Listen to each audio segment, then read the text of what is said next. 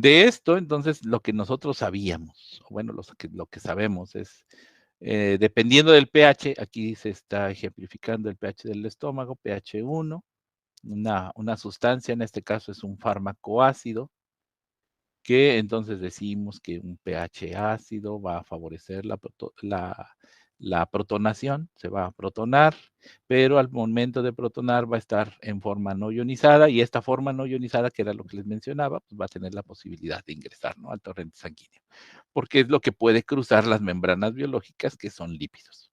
Entonces, si está no ionizado, puede interaccionar y podrá cruzar hacia la sangre.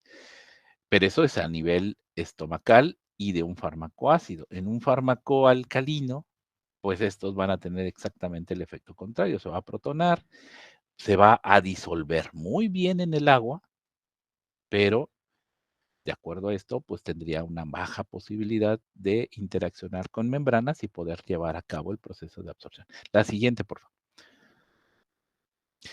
Entonces, ya viendo estos escenarios de entendiendo fisiológicamente qué es lo que pasa, y más o menos esta parte, no es ahorita la última ecuación, pues es la ecuación de Henderson-Hasselbalch, pero no es la única. Entonces, por ahí, por ejemplo, también está la parte de la ley de Fick, que nos dice que el proceso de cruce de las sustancias a través de una membrana va a depender, por ejemplo, del gradiente de concentración, del espesor de la membrana, de las características, que a veces se nos olvidan, las características lipídicas de las membranas. No todas las membranas biológicas, a pesar de que todas tienen lípidos, y es cierto, el modelo del mosaico fluido es cierto, o sea, todas tienen lípidos y tienen fosfolípidos, no todas tienen la misma composición de fosfolípidos.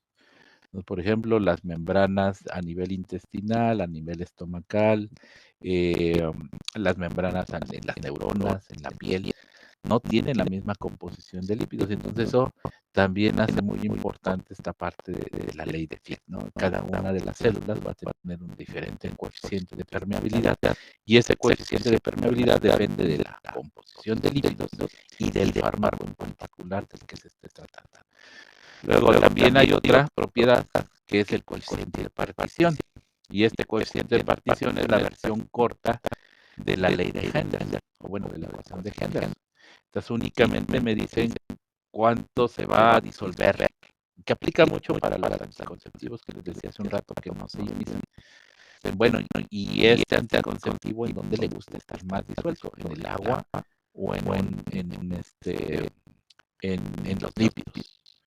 Entonces se hace la relación, se calcula el famoso log P, el valor de log P, y ya dicen, es 100 veces más soluble en agua, o 1000 veces más soluble en agua, o es 1000 veces más soluble en líquido. Pero bueno. Entonces esas son las tres características más van a estar impactando este proceso de disolución.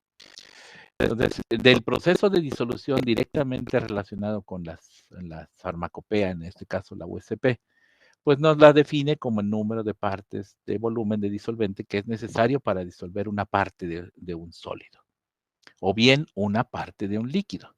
Recordemos, les decía que no todos son formas farmacéuticas sólidas, porque las de administración oral, tabletas, cápsulas, sino también tenemos, bueno, las suspensiones también, que eso es una, ¿cómo se llama? Una combinación, normalmente es un sólido, puede ser un sólido disuelto en un líquido, también aplica esto, pero también hay emulsiones. Las emulsiones, tipo emulsión de Scott, pues también en algunos casos habrá necesidad de hacer algunas pruebas de farmacopea, o las soluciones inyectables, aún soluciones inyectables también del tipo emulsiones, los anticonceptivos, pues también se tendrán que probar. Estas pruebas o esta disolución, pues se tendrá que realizar primordialmente, de acuerdo a esto, dice, en agua y a temperatura ambiente. Y hasta en algunos casos, bueno, a temperatura ambiente, sí, pero por ejemplo, yo que estoy en Monterrey, luego temperatura ambiente son 45 grados, entonces pues tampoco. Entonces, temperatura ambiente está estandarizada 37 grados. Entonces, todos lados deberá de tener 37 grados. La siguiente, por favor.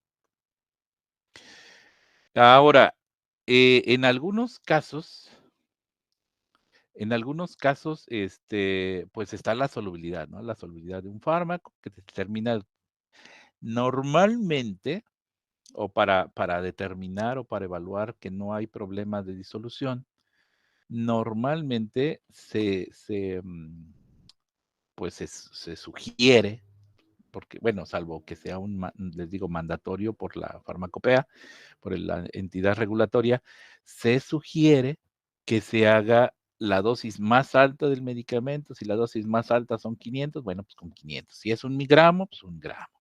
Entonces, en cada uno de los casos, pues va a ir teniendo la dosis, ¿no? La dosis más alta, y se tendrá que hacer en 250 mililitros, puede ser de agua o puede ser de un tampón ajustado ahorita, un amortiguador. Ahorita vamos a ver cuáles son los principales amortiguadores, entre 1 y 8, en un pH 1 y 8. Y se considera que un fármaco es altamente soluble cuando las luces están o son capaces de disolverse en un volumen menor o igual a 250. Entonces, esos son los medicamentos que no van, o los principios activos de los fármacos que no tienen problemas de disolución. La siguiente, por favor. El proceso de disolución, ¿cómo se realiza? Bueno, si nos vamos un poco desde el punto de vista físico-químico, pues tenemos el sólido. Les había dicho, el ambiente es un ambiente líquido, y de ahí se van a ir desprendiendo pequeñas cantidades. Hay diferentes conceptos. Hay, por ejemplo, la disolución intrínseca. Está la disolución de una forma farmacéutica, que obviamente ya está, no solamente es el principio activo, las propiedades del principio activo, las que depende este proceso de disolución, sino también de los excipientes que están presentes, que también van a contribuir de alguna manera en facilitar este proceso de disolución.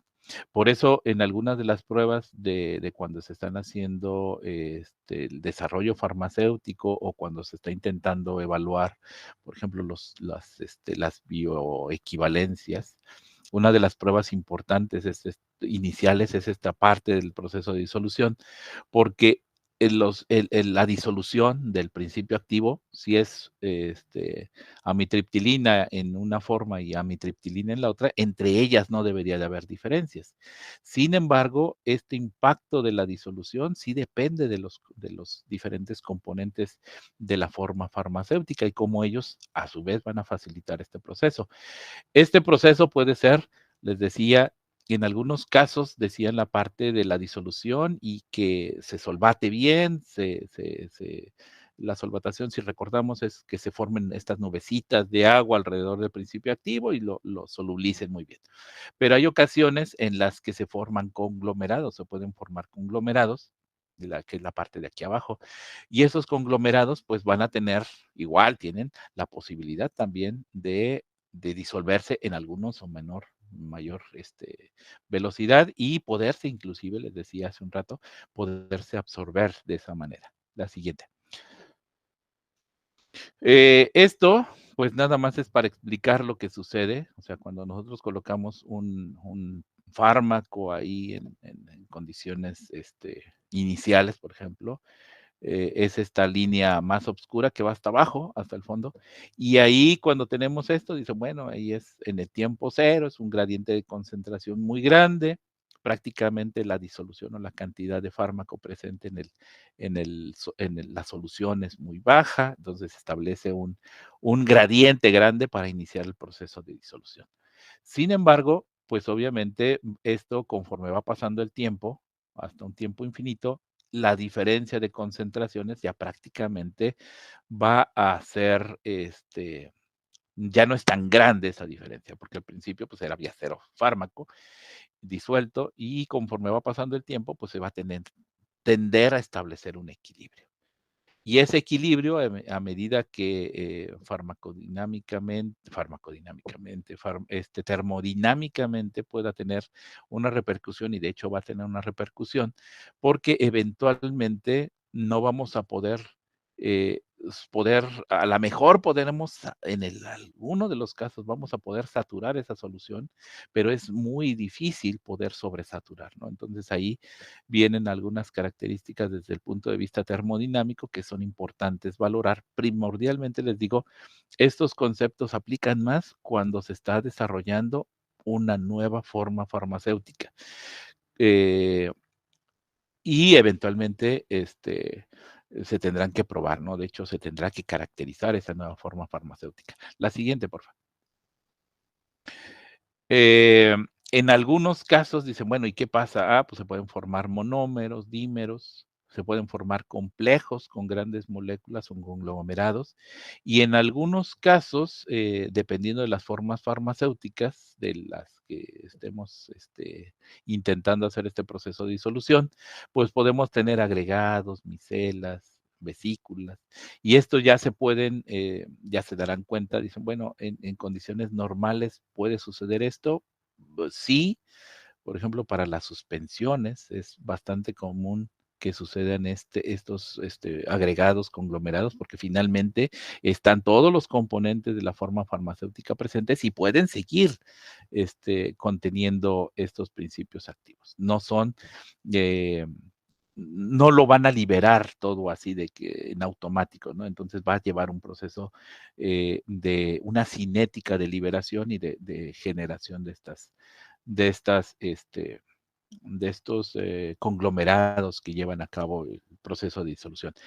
Y aquí también algo bien importante, nosotros de repente dicen, bueno, y que cuando queremos hacer una formulación y dicen, bueno, yo quiero hacer eh, un caso muy simple, o donde más o menos empezó a ver esto, fue la parte de ampicilina. O sea, yo quiero hacer una forma farmacéutica de ampicilina. Ok. Pero la ampicilina, hay ampicilina trihidratada, hay dihidratada, hay amorfa, hay quién sabe qué, hay quién sabe cuándo. Entonces, sigue siendo ampicilina.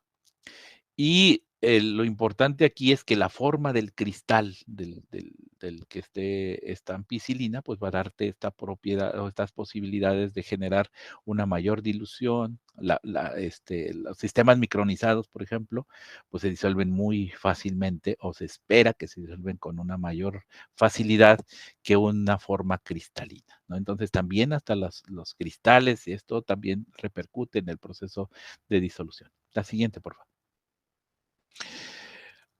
Y entonces lo que vamos a ir teniendo es que a medida que tenemos diferentes tamaños, pues vamos a ir teniendo diferentes disoluciones.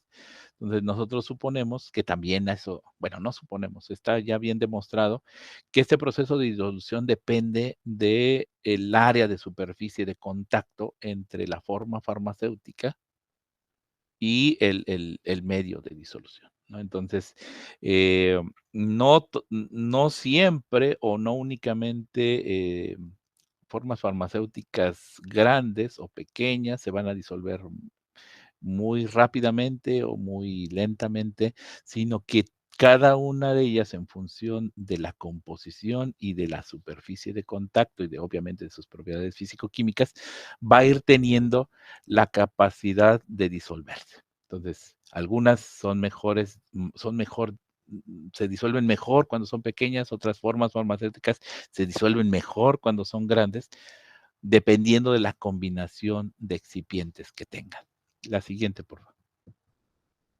Esto, pues, no es más que lo que ya en algún momento les mencionaba con los cambios de pK, o sea, cada una de las moléculas tiene un valor de pK en función de sus grupos ionizables y, pues, obviamente, en función del pH que esté ahí en el medio, pues, vamos a tener estos cambios de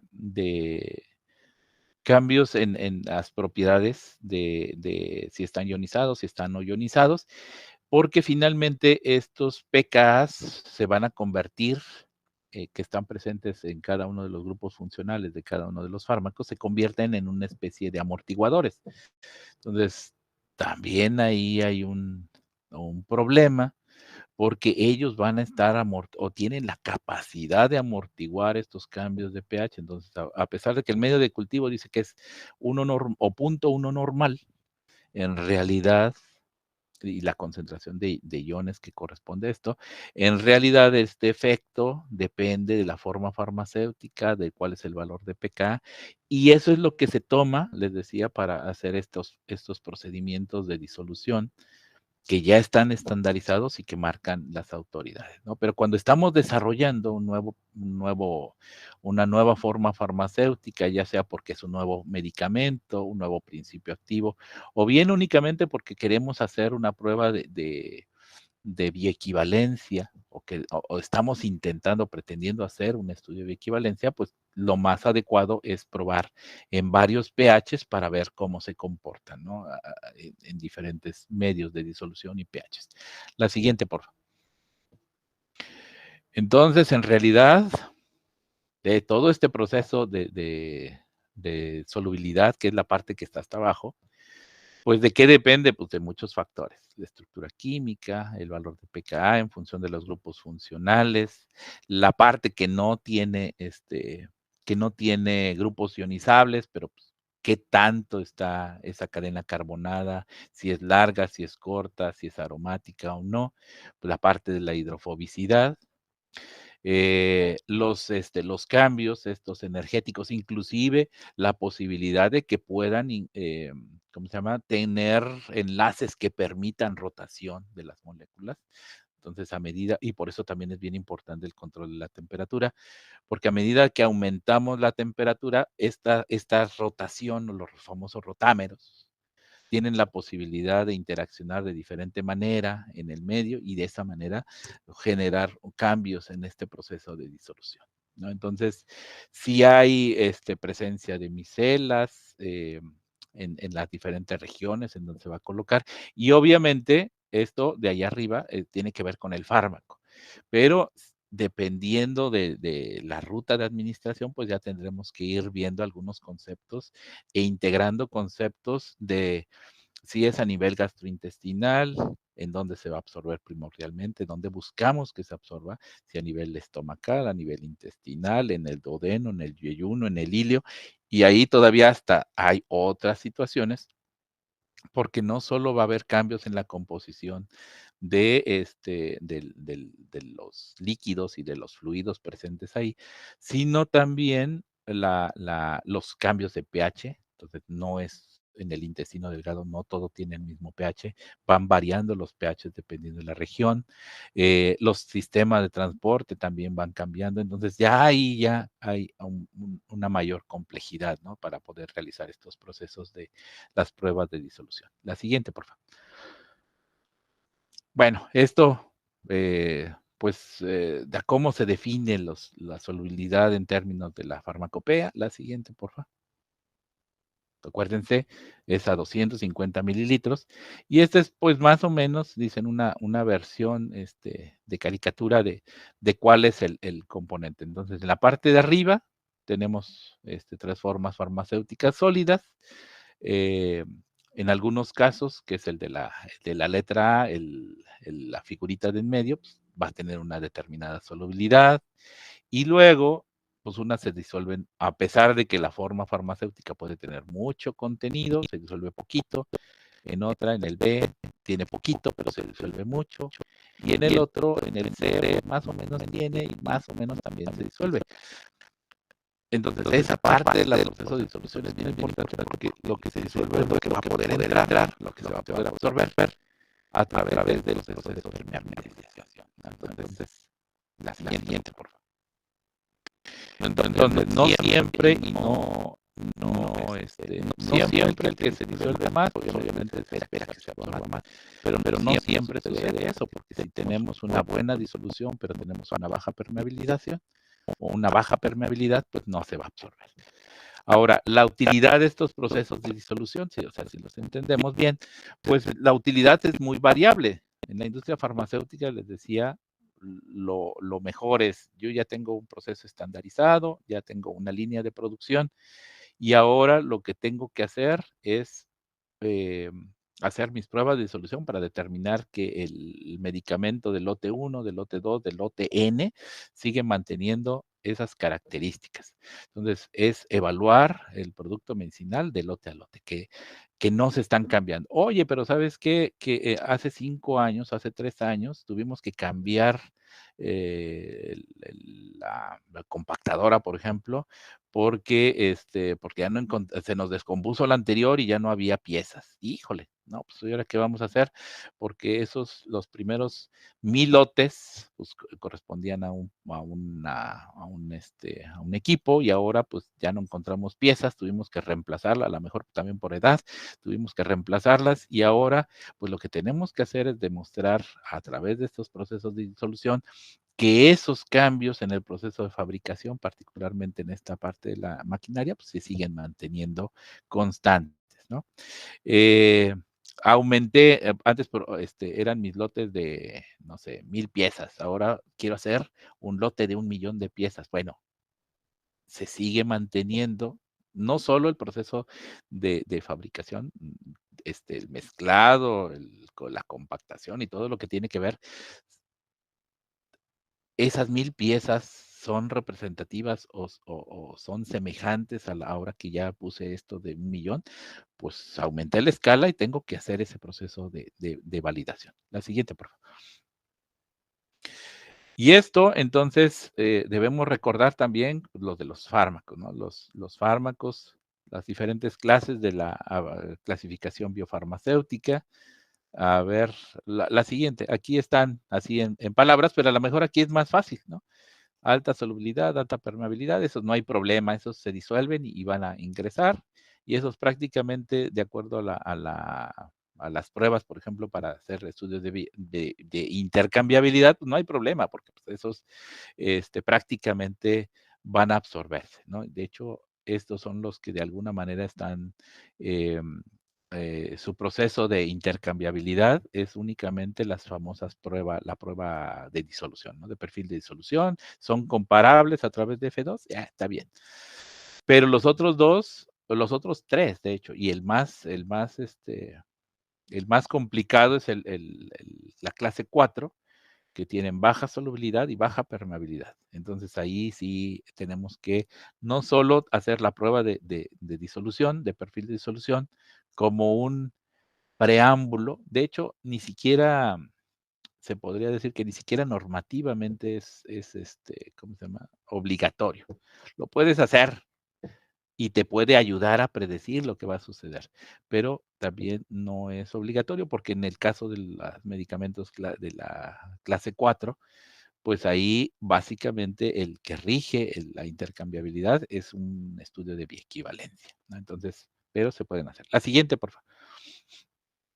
Entonces, bueno, estas, les decía, control de calidad son las cuestiones importantes de este perfil de disolución y las condiciones van a estar descritas en los métodos generales de análisis. Y de ahí no nos podemos mover, no nos debemos mover. La siguiente. Entonces, vamos a ver que, por ejemplo, hay algunos medicamentos. La siguiente, por favor. La siguiente, bueno, lo primero, dicen, bueno, aparatos. Em, hay, obviamente, los aparatos, hay definiciones técnicas de cada uno de los aparatos. Entonces, cuando vienen y nos califican y nos certifican ¿qué es lo que ven? Bueno, pues el tamaño, el diámetro, la profundidad, eh, que baje bien, que el número de rotaciones corresponda, que la velocidad, ¿no? Entonces, ya nos dan, y además hay algunas pruebas que se realizan, ese es el aparato 1, la siguiente es el aparato 2, también la longitud del radio, las propelas, la velocidad de agitación, el diámetro de los vasos, la profundidad de los vasos. Y tenemos la parte de la certificación de la, ay, dejen veo, calificación operacional del aparato, ¿no? Pero luego tenemos algunas tabletas o formas farmacéuticas, principalmente me parece que es prednisona, creo que sí, la que se coloca y se hacen pruebas, ensayos de solubilización, ¿no? Entonces se programa una determinada velocidad con un determinado medio que ya también este, está normativamente demostrado y entonces ya viene, la ponen y hacen la validación. Ahora, algo también bien importante y de lo cual también sería interesante hablar, pero por cuestiones de tiempo no se va a hacer, pues es la parte de la cuantificación, porque finalmente estos métodos, pues lo que hacemos es colocamos las formas farmacéuticas, ya sea en la canastilla, ya sea en el vaso, le ponemos, programamos ahí la velocidad, las bajamos las diferentes al mismo tiempo, las propelas o las canastillas, y entonces empieza. Pero hay algo bien interesante también. Dice, bueno, ¿con qué voy a tomar mi muestra? Lo tomo con una pipeta, y entonces ahí también hay que validar y calificar el proceso de la toma de la muestra. Y luego también tenemos que validar y calificar las condiciones con las que vamos a cuantificar. Entonces, lo hacemos a través de un UV visible, lo hacemos a través de cromatografía, dependiendo del método general de análisis, pues ahí te dice, ¿no? Pues hazlo a través de cromatografía o lo puedes hacer a través de un sistema de UV visible. Ah, pues muy bien. Pero luego hay otras cosas, por ejemplo, aquí habíamos dicho que en el proceso de disolución se van a ir desprendiendo diferentes partículas de diferentes tamaños. Entonces, eventualmente dicen, bueno, ¿de qué tamaño? Todas, o sea, agarro todas, pero los filtro, no las filtro. Y ese proceso de filtrado también se pone bastante interesante, porque a pesar de que hay muchos filtros, y de hecho hay muchos filtros, está las de nylon y están las de no sé qué, ahorita se me están yendo los nombres, pero hay muchísimos tipos de filtro. Y además hay muchos fabricantes. Entonces, el día de hoy compré membranas de nylon de la marca A y luego compré, se me acabaron, y membranas de los sacrodiscos, ya dicen, ya dije la marca, bueno, o algo así, de la marca B o de la marca C a veces siendo la misma membrana, no funcionan igual. Entonces, de nuevo, en esta parte de la caracterización, pues, también hay que tener cuidado con eso. La siguiente, porfa. Y hay que andar probando la que mejor funciona. Los medios de disolución, los que normativamente están más, más difundidos, ¿no? Más utilizados. Agua, ácido clorhídrico, punto normal. Fluido gástrico simulado, que normalmente es un amortiguador, fosfatos, pH, ahorita lo vamos a ver en las siguientes diapositivas. Hay algunas que le dicen fluido gástrico con y sin enzima, con pepsina, pancreatina, y lo que están intentando, o en algunos tienen taurocolato, lecitina, lo que están intentando hacer, ya les dije, es simular las mejores condiciones a nivel estomacal o a nivel intestinal en las diferentes regiones para ver cómo se va a comportar. Pero de nuevo, obviamente, desde el punto de vista normativo, si nos dice tiene que ser ácido clorhídrico, punto uno normal, no podemos hacer los demás, pero el que tenemos obligatoriamente que cumplir es ese que está marcado en la farmacopea. No podemos movernos de ahí. La siguiente, por favor. Hay algunas, obviamente, dicen, bueno, ¿y cómo saber que la disolución está cumpliendo estos criterios? Entonces, hay algunos criterios que ya más o menos son estables. Dice, clase 1 y clase 3, una disolución mayor al 85%, o bueno, no dice mayor, dice no menor. No menor al 85% en punto 1 de normal de ácido clorhídrico en 15 minutos. Entonces, lo puedo hacer y de hecho, en algunos las monografías, la mayoría de las monografías te dicen, inicie y en ese tiempo tome la muestra. Entonces ya está, inclusive te dicen, y es la validación necesaria, no necesario que hagas todo el perfil de la disolución, sino que solamente a un punto. Entonces, a un punto. En algunos otros casos, pues sí, es necesario hacer el perfil de disolución. Primordialmente cuando este perfil de disolución lo vamos a utilizar para intentar predecir la posibilidad de que si ese estudio normalmente en los medicamentos fármacos de la clase 4, lo vamos a meter a un estudio de equivalencia y esto nos pudiera servir, ¿no? Entonces nos pudiera predecir o nos pudiera ayudar a predecir el éxito o fracaso o no éxito de meterlo en un estudio de bioequivalencia, ¿no? Ya en humanos. Bueno, la siguiente, por favor. Los medios de solución, les digo, un problema que tienen es que, y eso es a nivel mundial, dicen los medios de solución, dicen, ajá, es en agua, ajá, pero ¿qué agua? Destilada, bidestilada, doblemente ionizada, miliQ, mayor de 18.2 megaohms y además filtrada. Entonces, sí, nos dice ahí agua, pero ¿cuál agua? ¿Qué tipo de agua? Y como no dice exactamente cuál, pues nosotros podemos agarrar cualquiera, ¿no? Entonces ese ya de entrada es un problema porque no todas las aguas, dependiendo del origen del que se trate, no todas van a tener el mismo comportamiento en el proceso de disolución. La siguiente, por favor. Ahora otra cosa. Dije, no, ok, bueno, ya. Y luego dicen, en algunas pruebas, por ejemplo, cuando dicen, vas a ponerle ácido fosfato, ¿no? Fosfato de potasio, o fosfato de sodio, o buffer de tal cosa. Y entonces, pues hay que poner diferentes cantidades. En algunas, déjenme ver, sí, creo que sí, manejan la molaridad, ¿no? Dicen 20 milimolar, 10 milimolar, 100 milimolar, o sea, ya vienen determinadas. Porque también a veces cuando no ponen eso, nada más dicen, pH 6.8. Entonces, yo puedo hacer el cálculo con la ecuación de Henderson, la que hace un rato veíamos, hago mi cálculo y puedo calcular la cantidad de fosfato del par ácido fosfórico, por ejemplo, ácido fosfórico o fosfato que necesito para un determinado medio. Pero si yo no le pongo la concentración, entonces la concentración yo le podría poner en 10, en 20, 50, 100 milimolar y voy a obtener el pH que yo le estoy poniendo. O sea, yo hago el cálculo y le voy a poner esa cantidad, esa proporción y voy a obtener el pH. O sea, el pH no va a ser el problema. ¿Cuál es el problema? La salinidad. Hay un efecto bien importante, les decía hace un rato, que si es agua y es nada más la forma farmacéutica, pues el fármaco no se va a disolver solamente, sino es ese más los excipientes.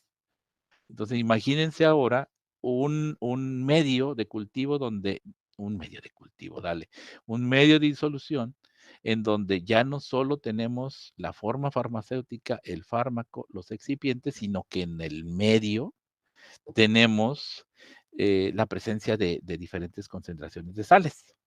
Y esas cantidades de sales, pues están ahí disueltas. Tienen sus nubecitas de solvatación, cada una de las sales, los sodios por un lado, los fosfatos por otro, pero están compitiendo por la capacidad que tenga la disolución de poder solvatar al principio activo, al fármaco y a los excipientes. Y entonces, si aumentamos mucho la salinidad, pues vamos a empezar a generar competencia para este proceso de disolución. Por eso también es bien importante mantener la salinidad de acuerdo a lo que está establecido en la farmacopea. Y esa es la razón. Si aumentamos muchísimo o si disminuimos muchísimo la salinidad, vamos a alterar este proceso de disolución, ¿no? Que debería de cumplir. La siguiente, por favor. Entonces, por ejemplo, en el caso de los fosfatos, dicen, pues en un rango de 5 a 8, de 5, 8, 6, o sea, 5, 8, 6, 8 en algunos medicamentos y luego dicen hasta 6, hasta 7, 5. Entonces ahí nos podemos mover, pero si está ya definido por la farmacopea, no nos podemos mover. ¿Qué tipo de amortiguador? Si va a ser de fosfatos, que es uno de los que más se utiliza, acetatos, Les decía hace un rato, la osmolaridad, la fuerza iónica de los fluidos biológicos también van a repercutir en este proceso de disolución. Los pHs y los componentes, ¿no?, adicionales para los medios biorrelevantes. La siguiente, por favor. En algunos casos, hay algunas consideraciones especiales. Normalmente la farmacopea dice 7, 5 y hasta ahí, porque en realidad no hay, o bueno, se sugiere o se supone que no va a haber pH superiores o sitios donde se requiera un pH más grande. Sin embargo, hay algunas excepciones. Por ejemplo, dicen, en el caso de metildopa, ácido etacrínico, clorotiazida, el media de disolución en la USP es hasta 8.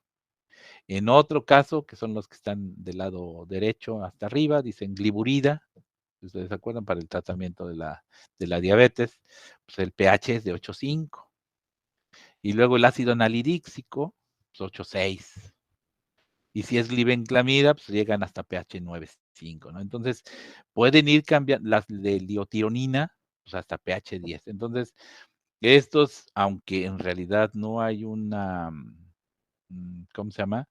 No hay una situación o una región fisiológica donde tengamos esos pHs, estos normalmente suceden o los establecen de esta manera porque cuando se están haciendo la formulación original, que esa es la parte donde estamos desarrollando, dicen, estamos desarrollando y la parte de cuando estamos desarrollando, probar diferentes medios para la misma forma farmacéutica, diferentes medios a diferentes pHs, entonces puede ser agua, puede ser fosfatos en diferentes pHs, y lo que yo tengo que hacer como fabricante el desarrollador de ese medicamento es obtener la caracterización de cada uno de mi producto en cada uno de esos medios.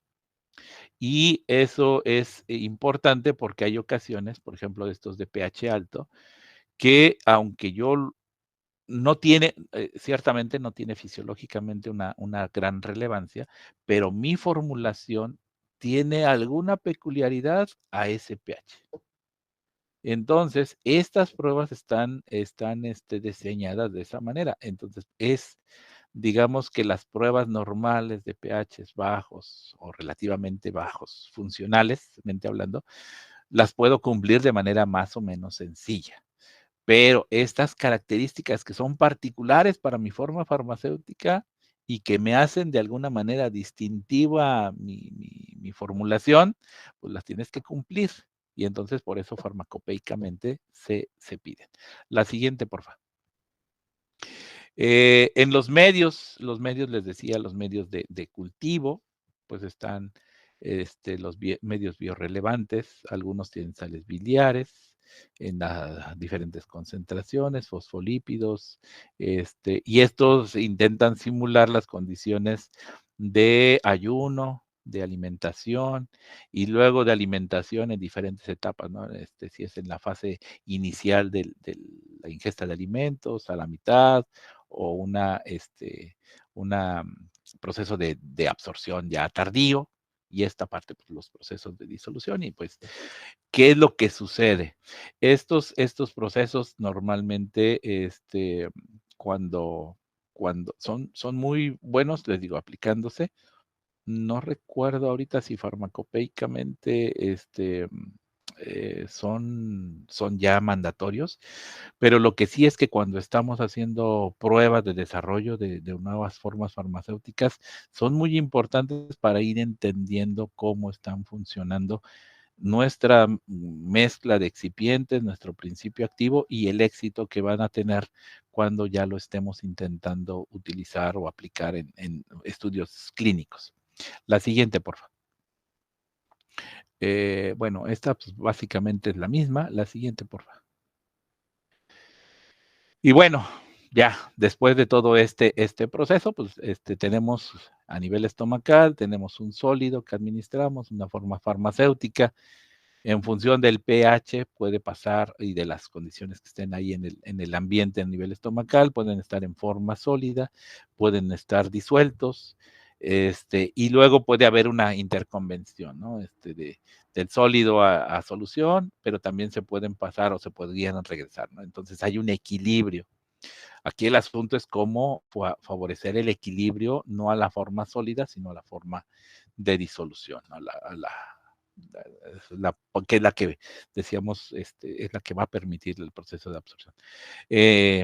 Pero obviamente aquí hay algo que es el estómago, pues no se va a quedar eternamente ahí. El tránsito intestinal, la velocidad de vaciamiento gástrico pasa al sitio de absorción en intestino delgado y luego a los diferentes lugares, ¿no? Y de nuevo pasa como un sólido, pasa como una solución, y entonces aquí ya inclusive, no es que aquí no suceda, aquí también a nivel de la membrana intestinal, ¿no? Y la siguiente, por favor. Entonces, cuando estamos haciendo esto, pues les decía, probar diferentes medios, probar diferentes escenarios de disolución con diferentes condiciones, pues más o menos es lo que vamos a tener. La clase 1, pues son, digamos que los más sencillos, los que casi no generan problemas, los de clase 3 también, pero los que son de alguna manera los más complicados y son necesarios de estar probando y generando nuevas formulaciones y nuevamente probando, pues son la clase 2, pero bien, bien particular en la clase 4, ¿no? Entonces, esos son los 4 posibles escenarios que nos intentan ayudar a prevenir estos medios de disolución y las pruebas farmacopeicas. La siguiente, por favor. Creo que ya nos da más. Bueno, hace un rato habíamos dicho que buena parte de esto, del proceso de disolución y luego la parte de la de cómo se lleva a cabo el proceso de absorción, ya se están generando modelos, que están intentando hacer ya no únicamente el proceso de disolución, sino el proceso de disolución anclado al proceso de absorción, o sea, los 2 al mismo tiempo. Pueden ser, de hecho, ahora lo están intentando hacer lo hacen en los medios, en los vasos, toman una muestra, la colocan del lado apical, que es aquí, luego del lado izquierdo, del lado derecho tenemos la parte vasolateral, que sería la parte de la sangre, y si se fijan ahí donde está la mitad, entre las dos, en donde cambia de color, hay una membranita, en realidad no es propiamente una membrana, sino son células de intestino, son las células famosas CACO2, que entonces lo que están haciendo van a simular el proceso de absorción. Entonces puede ser que se haya disuelto bien, lo ponemos las células y vemos qué cantidad va a llegar a la parte del aceptor. Entonces eso ya están siendo eh, este proceso de investigación. Todavía, ya en algunos, en FDA, me parece que sí, ya están aprobados para poder generar este proceso de desarrollo y de avance en la tecnología. No recuerdo si en México ya por ahí se está vislumbrando que la pudieran utilizar, pero en FDA sí ya se utiliza. La siguiente, por favor. Y bueno, ya al final de todo esto, pues tenemos, dicen, pues, toda esta parte lo que queremos al final es lo de hasta abajo, pues, tener un tratamiento que sea efectivo en un paciente, pero para lograr eso, pues tenemos que cumplir o tenemos que estar lo más cerca posible de cumplir todo lo de arriba, que tendremos un proceso de disolución adecuado en canastillas o en paletas o en los otros equipos de disolución, diferentes medios, diferentes pHs. Bien importante, les digo, estandarización, ¿no? La estandarización, eso es bien relevante de los medios de cultivo que vamos a utilizar. Ver los datos de permeabilidad. Hay algunos, y no lo puse, pero hay algunos fármacos que originalmente se habían pensado que tendrían un determinado permeabilidad y otro valor de permeabilidad, pero ahora que los empezaron a investigar resulta que no, que ya las están reclasificando, ¿no? Entonces ya no corresponden necesariamente a donde estaban y entonces están cambiando de clasificación, pero eso pues ahorita con las cuestiones de investigación, pues están. Y eso les decía, pues ya nos vamos al tercer nivel, ahí donde está el 3, pues poder predecir estudios farmacocinéticos en animales, concentraciones, respuestas y finalmente pues llegar a la utilización, que es dicen es el fin de desarrollo de cualquier medicamento, a un humano, a un animal para tratar una enfermedad, ¿no? Creo que ya es la última. Sí, ya esta es la última. Entonces, espero que esta perspectiva de los medios, les decía, la caracterización de los medios, no hay mucho que hacer. Ya están definidos, ya están predefinidos por la autoridad sanitaria y pues lo único que nos queda muchas de las veces es cumplir eso. Y cuando tenemos la posibilidad todavía de cambiar algunas cosas, pues eso es cuando estamos desarrollando. En el desarrollo sí tenemos todavía un poquito de posibilidad de generar cambios, pero no necesariamente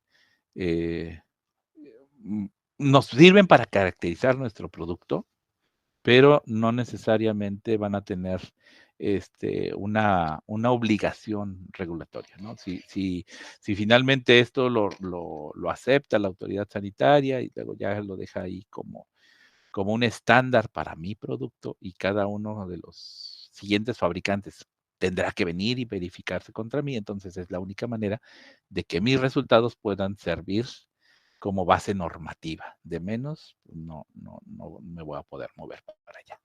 Bueno, entonces, pues, eso es todo. Gracias. Muchas gracias, doctor José. Qué gusto poder saludarlo y agradeciendo pues este espacio y esta presentación muy enriquecedora para todos. Vamos a dar algunos minutos, si nos permiten, para hacer una sesión de preguntas, dudas y pues poder aclarar por ahí en la medida de lo posible las dudas que a lo mejor se generaron ahí con nuestros participantes.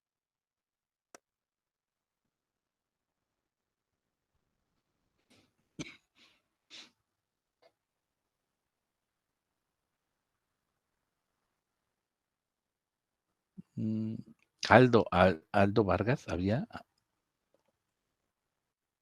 alguien? Pasó una manita. Sí, sí, o si no consideran que tienen ahí alguna duda en particular, como lo hemos hecho en los webinars anteriores, nos pueden hacer llegar las dudas directamente al correo electrónico o bien escribirlas en texto. Ya hay aquí alguien, Concepción, tiene una duda, doctor. Química Concepción nos Específicamente, pregunta. ajá, cuando no son farmacopéicos, ¿cómo se selecciona el aparato? Mucho tiene que ver con ¿cómo se llama? Con la disolución per se del principio activo. La diferencia entre los aparatos, el aparato 1 y el aparato 2, tiene que ver primordialmente con la intensidad de la agitación, con el flujo que se está generando, particularmente. Eso desde el punto de vista de la dinámica de fluidos. Entonces, no nos parece tanto, pero por ejemplo, la energía, hace un rato decíamos, ¿no? La entropía y la entalpía que es necesaria para realizar el proceso de disolución es diferente.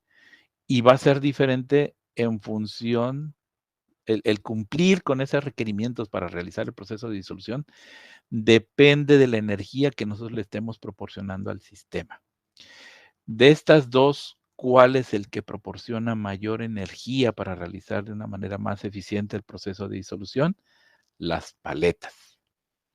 Las paletas van a generar una mayor fuerza y una mayor flujo de dinámica de fluidos. Y entonces ahí le ponemos más energía y entonces estos normalmente son para formas farmacéuticas o medicamentos, fármacos, que tienen una mayor grado de dificultad de disolución. Pero no hay una regla, ¿eh? O sea, eso es desde el punto de vista físico-químico. Desde el punto de vista físico-químico, para energías, las entalpías, las energías de estos procesos. Entonces, pues sí, es un proceso. Normalmente, cuando no es un método farmacopeico, pues entonces lo que podemos hacer, y de hecho, en FDA, en la USP, lo recomiendan, que pruebes, no solo hagas tu caracterización de tu nuevo medicamento, de tu nueva formulación, no solo a uno de los medios o a uno de los aparatos, sino que lo hagas en diferentes aparatos y diferentes medios, y el mismo medio a diferentes pHs. Entonces, en realidad, aquí viene otra parte que es bien interesante, el diseño de experimentos. ¿Qué experimento me conviene? ¿Qué forma farmacéutica tengo? ¿Qué principio activo tengo? ¿Qué aparato? ¿Qué medio de disolución? Y entonces empiezas a hacer una combinación de tal manera que tengas la mejor caracterización posible de tu forma farmacéutica. Pero no hay una regla. O sea, tiene mucho que tiene que ver, le digo, desde el punto de vista físico-químico.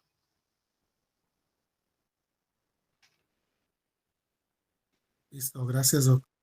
Pregunta por ahí Horacio Sánchez, ¿podemos preparar los medios biorrelevantes o estos tienen que ser comparados mandatoriamente? Comprados, perdón.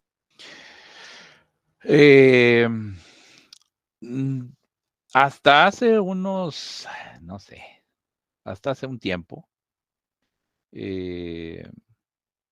decían, por ejemplo, el fosfato, ¿no? El medio, es más, el medio más sencillo, la misma agua les decía, agua. Entonces, como no había una definición del agua, del agua y cómo prepararlo, aunque farmacopeicamente sí hay, por ejemplo, de la mezcla de fosfato, ¿no? Pese tanto, póngalo en tanto y disuélvalo y tan. Pero a veces con este afán de la competencia y esto, muchas de las veces se les hace más fácil decir, no, ¿sabes qué? Y de hecho ya existen. Dicen, bueno, voy a preparar medios. Y entonces ya tú puedes ir, así como si llegas al supermercado, pides tu medio de fosfato pH tal y ya te viene tu 5 litros, entonces ya vienen tus 5 litros. Entonces tienes las dos oportunidades, o sea, no hay, al día de hoy, según sé, no hay una norma farmacopeica que te diga, y tiene que ser comprado de tal marca. No.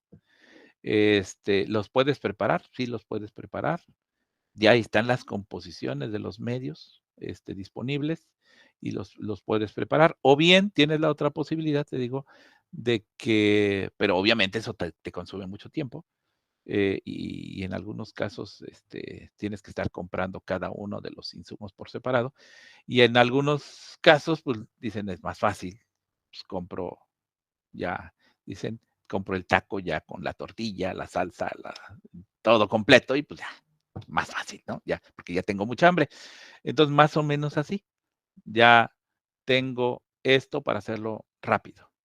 Y la otra ventaja es que muchos de estos también, eso sí, bien importante, la certificación. O sea, si te están prometiendo un medio de biorrelevante, pero no te dan un certificado de análisis, no le entres. ¿Por qué? Porque, pues dicen luego te pueden vender gato por liebre, ¿no? Entonces también hay que tener mucho cuidado con eso. Y eso tiene que ver con la reproducibilidad, o sea, ya tienes esto, ajá, ¿y qué medio utilizaste? No, pues el medio marca tal. Ah, pues muy bien. Pero muchas de las veces este medio marca tal, pues no estaba bien estandarizado y entonces va a haber variaciones de lote a lote, pero ahora por el medio de disolución, no por tu forma farmacéutica. Entonces hay que tener mucho cuidado, ¿no? Que eso también pasa si yo lo tengo que preparar. De hecho, es más, ¿cómo se llama? Es más probable de que tenía que pesar .65 y luego .67 y digo, ¿le quito o no le quito? Bueno, pues Y en algunos casos ese 0.02 es muy crucial y me puede alterar mucho el resultado.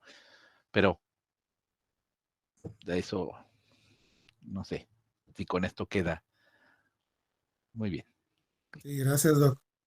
Nos pregunta Steven Hill, desde el punto de vista regulatorio, al realizar perfiles de disolución comparativos, el utilizar los medios USP 1,2, 4,5, 6,8, ¿es algo aceptable para COFEPRIS en relación al medio compendial?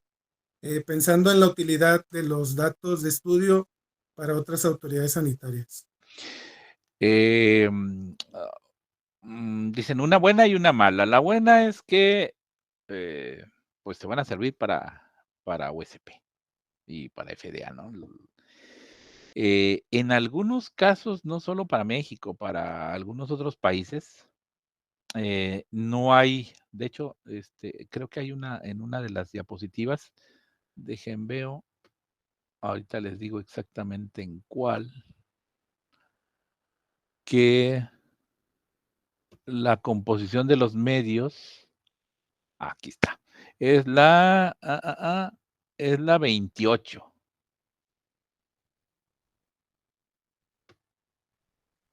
Entonces, si ven en la diapositiva 28, ahí está. Entonces, por ejemplo, el problema es que en no son, digo, no sé si afortunada, desafortunadamente, no son criterios universales, lo cual, pues, no sé si sea bueno o malo, pero bueno, no son criterios universales. Entonces, cada una de las farmacopeas, de acuerdo a las características de las pruebas que se van a hacer. En algunas van utilizando, por ejemplo, en la British, que es la del lado izquierdo, utilizan fosfato de potasio, ¿no? Y utilizan fosfato de sodio. Pero por ejemplo, en la brasileña, que es la tercera, utilizan fosfato de sodio y fosfato, pero sin los protones, fosfato de potasio sin los protones, porque el de arriba era el famoso monobásico de potasio, ¿no? El que tiene solamente un protón perdido, que es en donde se mete el potasio. Y entonces hace un rato les decía que hay que tener mucho cuidado con el grado de salinidad. Entonces aquí el número de solutos no tiene el mismo impacto el que tenga solamente un potasio al que tenga 2 potasios o 3 potasios, que es el caso de la farmacopea brasileña, porque tener 3 potasios implica tener una mayor competencia por grupos solvatables o por elementos solvatables en este caso, no por ion solvatable. Es más fácil disolver, es más, el protón ni afecta prácticamente más que para el pH, pero no te genera este proceso de captura de agua.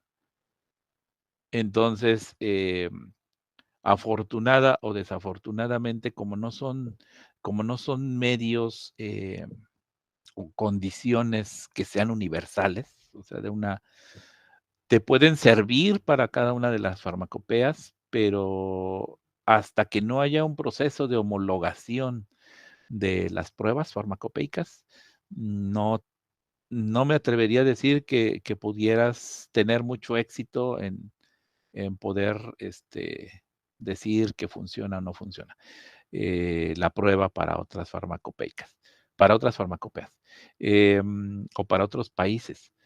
Y tiene que ver con eso. Y probablemente, yo quiero suponer que estas pruebas farmacopeicas, aunque no necesariamente tiene que ser así, pero yo quiero suponer que cuando están diseñando en cada uno de los países la prueba farmacopeica, piensan en las condiciones de la población. Entonces, por ejemplo, en México, van al súper e intentan comer o comprar comida, ¿no? Comida, ¿y cuántas ¿Cuántas tienen etiquetita que no diga el exceso de sal? Entonces, nada más el hecho de lo que estamos comiendo tiene una cantidad increíble de sal. Si eso realmente afecta estos procesos de disolución, entonces yo quiero suponer que los que estaban haciendo las pruebas farmacopeicas ya consideraron ese impacto de eso, de ese ambiente en el que va a estar, en la vida real, le dicen, en la vida real en la que van a estar aplicando este medicamento, y cosas tan sencillas, les digo, como el alimento, los alimentos. Vamos a comer alimentos, tiene un chorro de sal. Entonces, ¿qué competencia va a haber de esa sal que está en los alimentos respecto del proceso de disolución de mi forma farmacéutica? Y luego del efecto. Entonces, a veces no nos ponemos a ver, pero tiene un impacto bien importante. Entonces, yo lo que supongo o quiero suponer es que ya están considerados esos factores y por eso estas diferencias en el tipo de amortiguadores que se le están poniendo. Pero no hay una homologación. Cada uno va a establecer sus propios criterios. ¿En base a qué? En base a sus pruebas. Y eso es lo que Gracias. define. Y ya, lo que tienes que cumplir. Muy bien, Doc. Muchas gracias.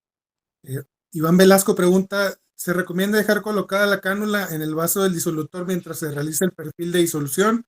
¿Esto no afecta la hidrodinámica y por ende los resultados? No es lo más recomendable. De hecho, en algunos de los casos, o sea, si lo quisieran hacer así, tendrían que realizar el proceso de validación del perfil de disolución. Por ejemplo, les decía hace un rato de las tabletas, ¿no? Que es la que se utiliza para la calificación de los equipos, las tabletas de prednisona. Entonces, ya son estandarizadas. De hecho, hay tabletas prednisona USP.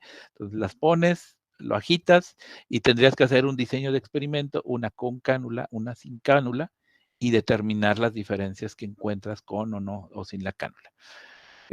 Nada más que ahí hay otro problema. Si la cánula la vas a poner, pues obviamente tendría que estar fija. Ahí tendrías que diseñar una estrategia que te permita tenerla fija, porque si no, si se está moviendo, dices, ¿en dónde la pongo? En la parte posterior, en la parte de enfrente, lado izquierdo, lado derecho, y no necesariamente en cualquier posición en la que la pongas en el diámetro del vaso, vas a tener el mismo impacto. Entonces, algo que se debe de poner es que tendrías que diseñar un sistema que te permita ponerla y que se quede fija. Y que puedas medir, obviamente, si no está fija, pues se va a estar moviendo. Y ese, ¿cómo le llaman? El bamboleo, cuánto se está moviendo y cuánto te afecta la hidrodinámica, pues tendrías que validarlo. De hecho, por ahí había unos equipos que estaban haciendo, por ejemplo, los muestreadores estos automáticos, ¿no? Donde le decías a cada tiempo cuánto ibas a poner. Lo más recomendable es que ellos sí lo dejaban fijo, pero lo más recomendable es que hubiera un sistema, ahora que ya es la robótica y está dominando el mundo, entonces que bajara, tomara y se regresara hacia arriba. Entonces baja, sube, baja, sube.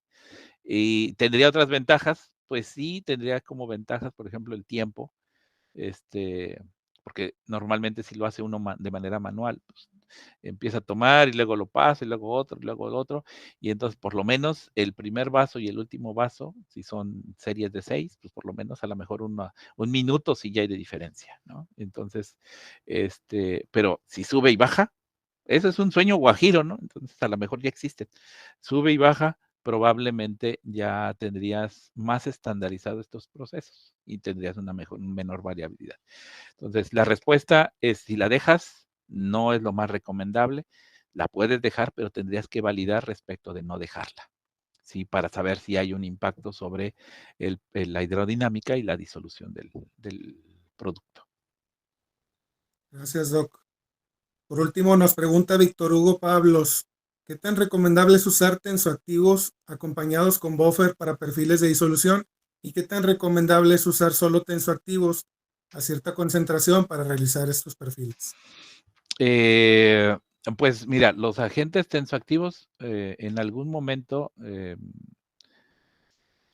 no recuerdo si, bueno, así rápido, o sea, son un chorro de medicamentos, ¿no?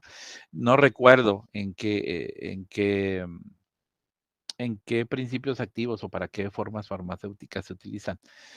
Pero lo que sí es cierto es que los agentes tensoactivos, pues son ácidos grasos, o sea, son detergentes.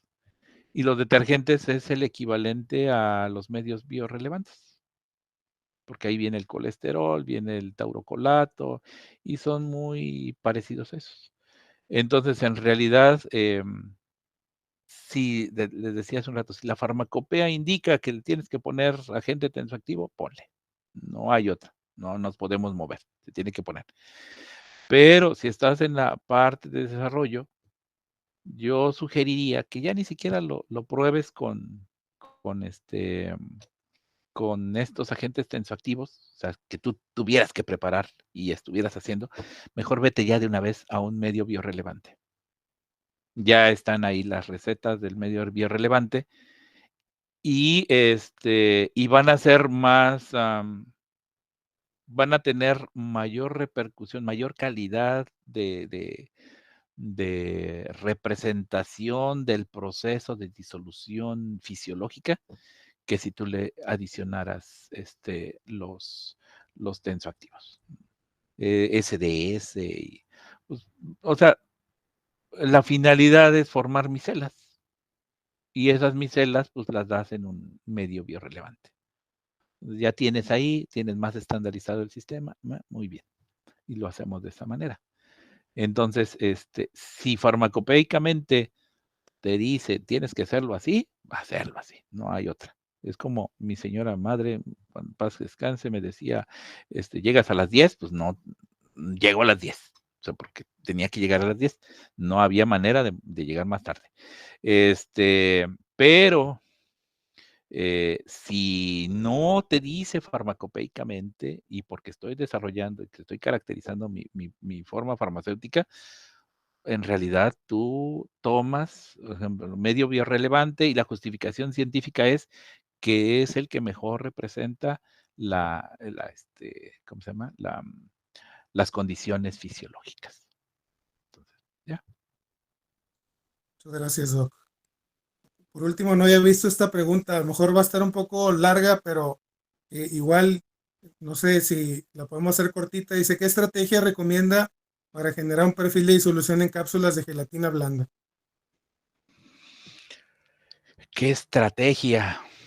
Ah, esa está interesante porque, bueno, normalmente las cápsulas tienen un pequeño gran problema. Y el pequeño gran problema es que a veces, bueno, no a veces, la, la casi siempre, cuando se colocan en el medio, van para arriba, flotan. Entonces, pues lo que en algún momento les decía, por ejemplo, con la cánula, dicen, ¿dejo la cánula sí o no? Entonces, lo más adecuado es generar algunos sistemas y no sé, a lo mejor se me ocurre y a lo mejor son muy los clips, o sea, utilizar un clip de acero de una determinada, marca inclusive, abrirlos y colocar ahí como pinzado la cápsula y ahora sí, ya va para abajo y flota. Pero obviamente lo que hace un rato les decía, como la deformación de ese clip, aunque en teoría todos los clips los hacen iguales y tienen un proceso de cuando yo lo estoy haciendo esta mexicanada, pues es una mexicanada, no recuerdo si hay algún aditamento así, ¿no? Pero podría servir y hasta lo patentan, este, para facilitar esto. Y entonces lo que tendrían que hacer es hacer este experimento muchas veces y dejarlos ya como como un aditamento que te permite ¿cómo se llama? Hacer que se vayan al fondo y hundir.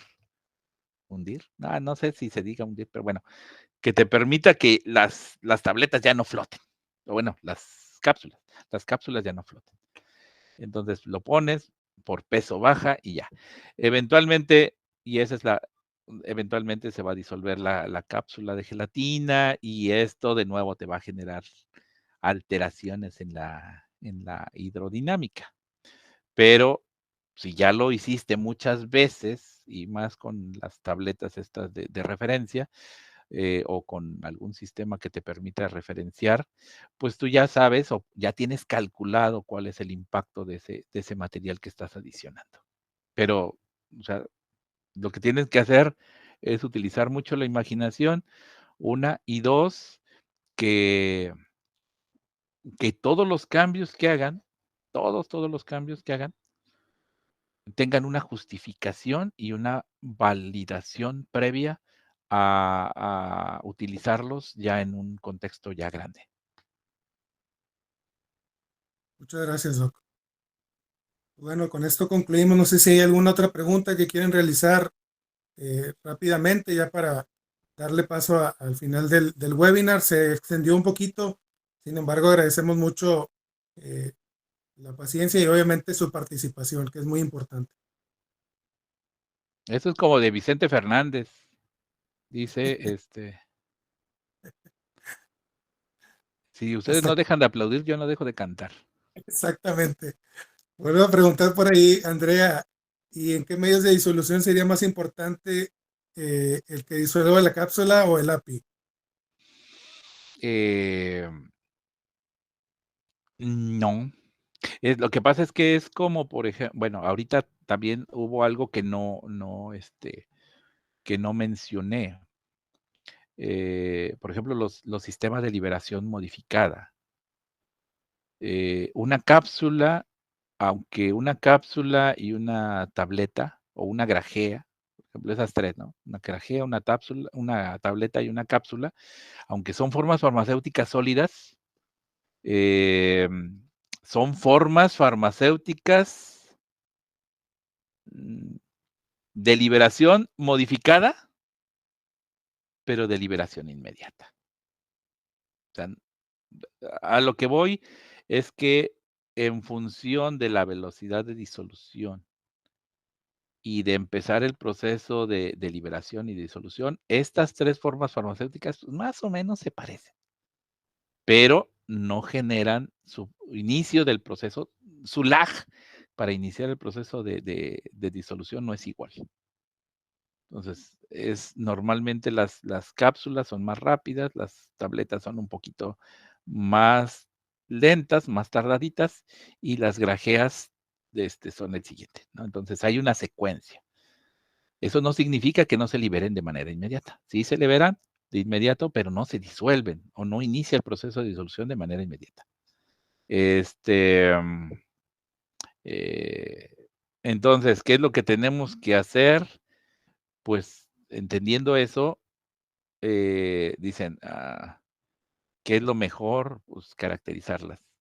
Y entendiendo que el proceso de la caracterización, por ejemplo, les decía, en formas farmacéuticas de liberación modificada, pues en algunos casos, por ejemplo, me acuerdo cuál, el diclofenaco, creo que es el más representativo, que inclusive farmacopeicamente te dicen, la primera, no me acuerdo cuánto, pero el primer tiempo, el primer periodo es tal medio, en tal condiciones, y pones ahí tu forma farmacéutica. Y ahí está duro y duro y duro y tomas muestras, ¿no? Y luego dice, a los, no sé, 45 minutos, cambias el medio, quitas ese medio, pones en ese mismo vaso, le pones otro medio y continúas. Y ya es pH diferente, composición diferente, y entonces ahora sí empiezas a muestrear. Entonces algo así sucede con el caso de las cápsulas y las tabletas. Si estás generándola y ya está farmacopeicamente determinado, pues ahí está. Si no, pues utilizar, por ejemplo, podría ser canastillas o podría ser, porque estoy, acuérdense, caracterizando mi producto de manera inicial, ¿no? Entonces, y porque eso de alguna manera me va a permitir entender los procesos de absorción y eventualmente los efectos, ¿no? A veces dicen, yo tengo que mi principio activo, mi fármaco no genera el efecto, pero a veces no es que no esté generando el efecto, sino que la forma farmacéutica hay un fallo en el diseño o en la evaluación. Entonces, no estoy terminando de entender muy bien esta parte, pero bueno. Muchas gracias, Doc. Nos pregunta Horacio Sánchez de qué consejo nos daría para trabajar con los problemas del cross-linking en cápsulas con el medio de disolución. Eh,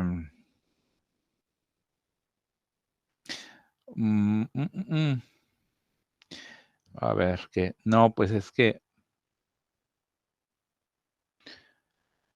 pues la única, bueno, si son, les digo, no, si son medios farmacopeicos, pues no hay manera de hacerse para. Lo único que sí, en algunos de los casos, es la limpieza del material.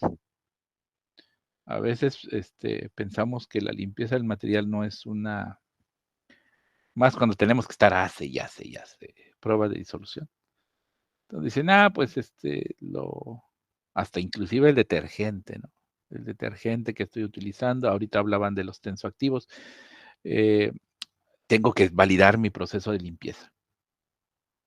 Y a veces nada más el hecho de haber utilizado, no me acuerdo cómo se llama, pero bueno, son unos, que vienen para la industria farmacéutica, pero que vienen en galones ya preformados, a veces cambiando la marca, cambio los efectos. Entonces, validar el proceso de limpieza, y limpieza no solo de, obviamente, los vasos, que es la parte que, sino también en la asegurar la limpieza de las propelas, de las canastillas o del aparato de disolución del que se trate, y ir viendo cómo le impacta esto. O sea, no hay otra. Muchas gracias, Doc. Bueno, pues ahora sí que le agradecemos mucho esta sesión, Doc, la apertura para resolver estas preguntas. Y pues bueno, de alguna manera, no sé, igual Aldo, si puedes por ahí decir algo complementario.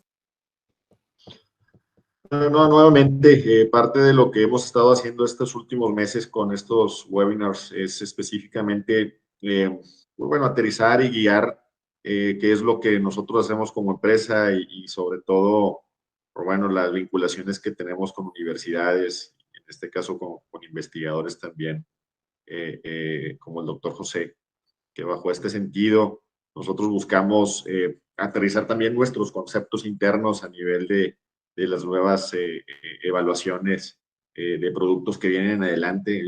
Ahorita pues todo esto son farmacoquímicos, sin embargo vienen productos péptidos, vienen este tema de inmunoconjugados, vienen otro tipo de sistemas que tenemos que aterrizar muy bien cómo vamos a evaluarlos internamente in vitro. Y el objetivo principal de 4Bio precisamente es generar esta línea de evaluaciones a nivel desde investigación para poder aterrizarlo de una forma regulatoria. Como bien decía el doctor José, bueno, ya Estados Unidos con el tema de bioexenciones, con CACO2, pues ya tiene ya unos años trabajándose, Panamá ya lo está haciendo, Chile ya lo está haciendo, y nosotros también estamos empujando en México para que se pueda lograr este tipo de procesos. Pero bueno, parte de todos los webinars es dar el conocimiento de lo que hemos estado adquiriendo en el transcurso del tiempo y rodearnos de gente experta para poder comunicarles a ustedes pues informaciones fidedignas y sobre todo que queden contentos con todo lo que nosotros estamos ofreciendo hasta ahora, ¿no? Entonces, parte de lo que quería comentar es esto, ¿no?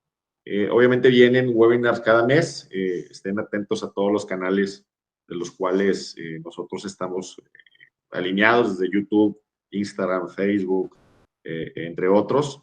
Bajo los propios correos electrónicos también le hacemos llegar mucha información. Y pues al doctor José esperemos seguirlo viendo más adelante porque tiene mucho que enseñar en todos los sentidos de su experiencia. Y pues, más allá de la amistad que guardamos con él, pues su nivel profesional es muy alto y créanme que así como él va a haber ponentes de la misma línea que les va a ayudar mucho en entender todo lo que se está haciendo actualmente en la industria farmacéutica, específicamente en estas correlaciones in vitro y in vivo. Pues muchas gracias, doctor José, Arturo y a todo el equipo de 4Bio también muchas gracias y a todos los asistentes.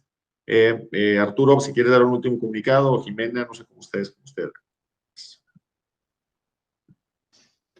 Sí, muchas gracias. Pues bueno, seguirlos invitando para seguirnos en redes sociales. Vamos a estar de alguna manera muy presentes comunicando los próximos webinars. Y para este webinar les vamos a compartir un link. Por ahí Jimena nos tiene ese comunicado. Adelante, Jimena.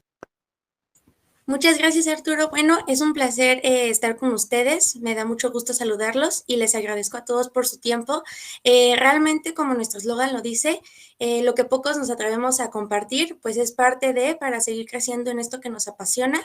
Y pues lo más importante es seguir conociendo más temas, ¿no? 4Bio les tiene otros webinars e incluso también tenemos algunos cursos que estaremos compartiendo con ustedes. Más que nada, se están compartiendo en redes sociales, principalmente Facebook, Instagram, también LinkedIn. También tenemos por ahí nuestro canal de YouTube. Estamos todos como 4Bio. En el canal de YouTube, bueno, nos encantaría que nos siguieran, se suscribieran y le den activar las notificaciones, más que nada para que todos los videos que estemos subiendo sean los primeros en verlos y pues que sepan más de todo esto. Para sus constancias tenemos una dinámica en la cual se estará subiendo el link de una encuesta que nos encantaría que nos ayuden a contestar y posteriormente, pues una vez que la hayan contestado, tomarle screenshot a la pantalla y enviárnoslas por correo electrónico para que así nosotros les hagamos llegar su constancia. Y bueno, pues en nombre de todo mi equipo de 4Bio, muchas gracias a todos por su paciencia, por su dedicación y por estar aquí con nosotros. Muchas gracias. Que tengan Gracias excelente por la día. invitación. Gracias, Doc. Un fuerte abrazo. Hasta Sí, luego. gracias. Gracias. Gracias, doctor. Hasta luego a todos. Chao.